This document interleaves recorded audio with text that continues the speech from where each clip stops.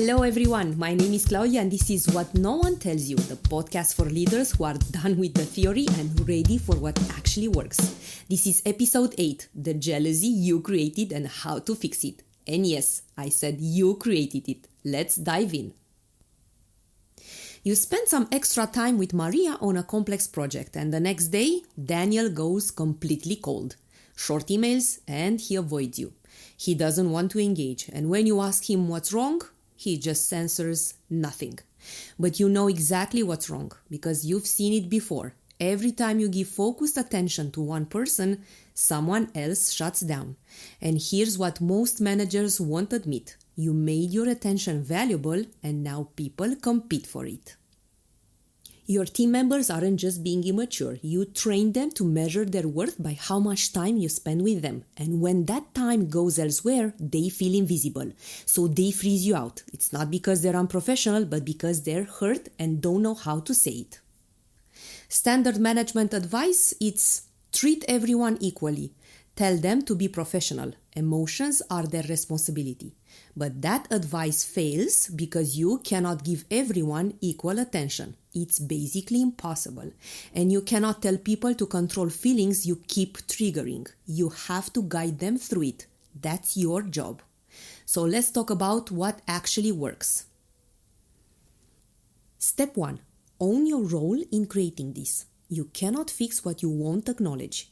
So say something like this to yourself first and then to your team. I realize I've created a dynamic where my time feels like something people compete for. That wasn't intentional, but I see it now and I'm changing it. This isn't apologizing for being a bad manager. It shows leadership by taking responsibility for the culture you build.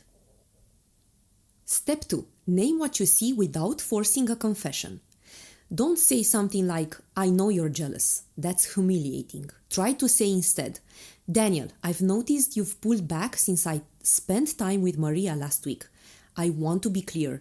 That time was about the project complexity, not about valuing her more than I value you. But I should have communicated that better.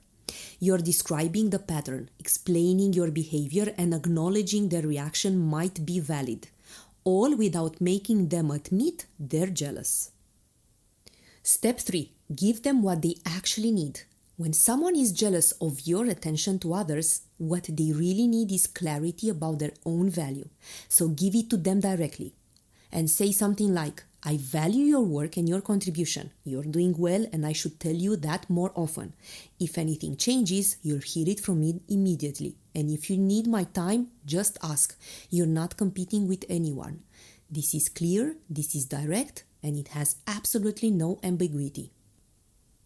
Step 4. Change your behavior, not just your words.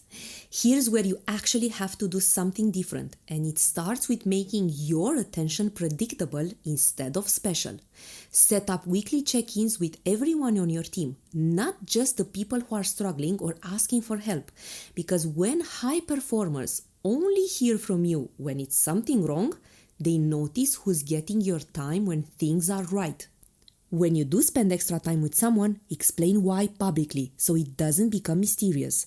Something like, I'm working closely with Maria on Project X this week because of its technical complexity, and it removes the guessing game. And when you give recognition, make sure it's not always tied to who spent the most face time with you, because that just reinforces the competition you're trying to break. And the goal here is to make your attention normal, routine, and professional rather than something people have to earn or win. Step 5. Set boundaries while validating feelings. You can acknowledge that someone's emotions are real without accepting unprofessional behavior. And here's how that sounds into practice. Try saying something like, I understand that you might feel overlooked or frustrated, and those feelings are completely valid. I want to hear about them. But what I cannot accept is you shutting me out or avoiding me, because that makes it impossible for us to work together effectively. If you're upset, we talk about it. If you need something from me, you ask for it. Cold shoulders and silent treatment aren't options here. See what you're doing here? You're not telling them to stop feeling jealous or hurt. You're teaching them what to do with those feelings in a professional setting, and that's a completely different thing. Step 6. Follow through consistently. When someone finally gets brave enough to say, I felt invisible when you spent all that time with Maria, or I felt like you cared more about her success than mine, don't get defensive and don't minimize what they're telling you. Instead say, thank you for telling me that. It actually helps me understand what you need from me, what would be helpful going forward.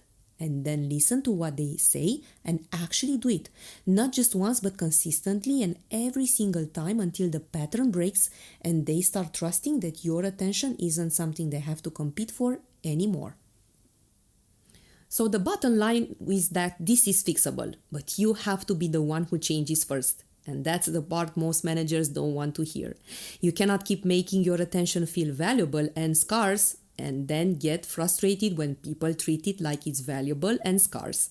You can't create a competition for your time and approval and then expect everyone to collaborate like they're on the same team. Your team members might be acting immature right now, but you're the one who taught them to act this way. You rewarded it, you allowed it, and now you have to guide them out of it. And here's the good news. Most people actually want to be professional. They want to do good work without having to compete for your approval or your attention. They're just waiting for you to make that reality instead of just saying it's reality. So stop waiting for them to magically control emotions that you keep triggering and start guiding them instead. Show them what professional engagement looks like by being it yourself. Acknowledge when you get it wrong and give them the clarity about their value that they're actually asking for when they shut down. You cannot tell people not to feel jealous while you're still making them compete for your attention, but you can stop making your attention the prize and start making good work the standard instead. Now you know, because I told you. This was episode 8 of What No One Tells You. My name is Claudia, and if this episode made you realize something about your own team dynamics, good.